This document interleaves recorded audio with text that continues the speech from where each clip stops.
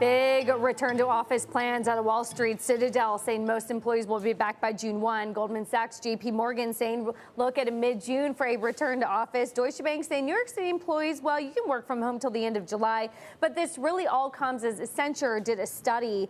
80% of financial service executives say they prefer workers to come in 4 to 5 days in the office. The majority saying that remote work making it difficult to train younger people, and it is hurting company culture. Let's do all of the company culture with our own Bloomberg's Sonali Basak. So a lot of big news out of Wall Street. You're really seeing a divergence here in the ranks between the vanguards and then the big bulge brackets saying, no, we want you back. Yeah, absolutely. If you work for a big trading desk, not only do they want you back, but remember, even in the midst of the pandemic, we've seen so many war rooms and people sticking around to get the job done, right? So, you have the big asset managers like Vanguard taking a more hybrid approach, and then you have the buy side, right? You have private equity firms like Carlyle saying, we're encouraging you to take your summer vacations, come back in September, and hit the ground running in New York or whatever city you're in then. I'm curious as to how much flexibility or how much pushback the employees could even give to this. I mean, do they have any leverage in this situation right now? Well, think about how Wall Street works, right? Even if they wanted... I think about it all the time. Right? I mean, if you are not coming in and your neighbor is coming in and has that airtime next to their boss, who is going to have an easier time of it? Who's going to be winning deals? There is an expectation that work travel will go down quite a bit, right? You've saved a lot of costs, right, by that travel going down. So you're saying I should be sucking up to my boss? Oh, absolutely, Is that Romaine. the secret? That all these years, and well, a lot of this is a worry about bank culture, right? Yeah. So they want the underlings in the office, but there is a tension here of people still wanting that flexibility and wishing that we learn something from this pandemic and let people work from home a little more often.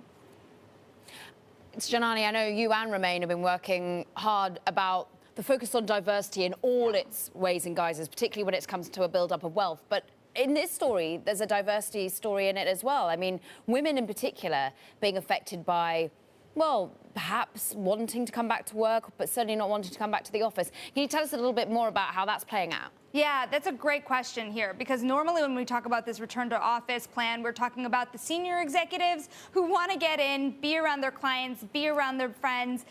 They also are talking a lot about these younger employees who need that apprenticeship.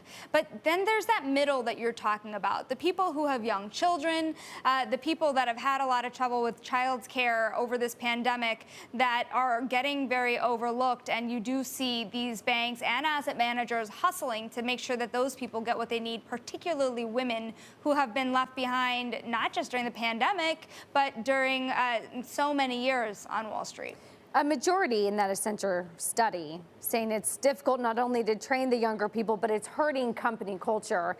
What is, to play devil's advocate here, the theme of we need people there to create that culture, to create those one-off moments, those sort of spontaneous moments that you don't get on a Zoom call? Yeah, the question is why, right? But the thing is, what's happening is that fear of those side conversations, not being around to have creative ideas, that water cooler conversation. Even Jamie Dimon at a conference today saying, he's sick of Zoom calls. So I have heard of firms who are kind of clamping down on that Zoom culture and saying, wait a minute, we need to do as much as we can to make sure everybody's in the room that needs to be for these conversations, rather than people splitting off on the side and work not being done in a more centralized way.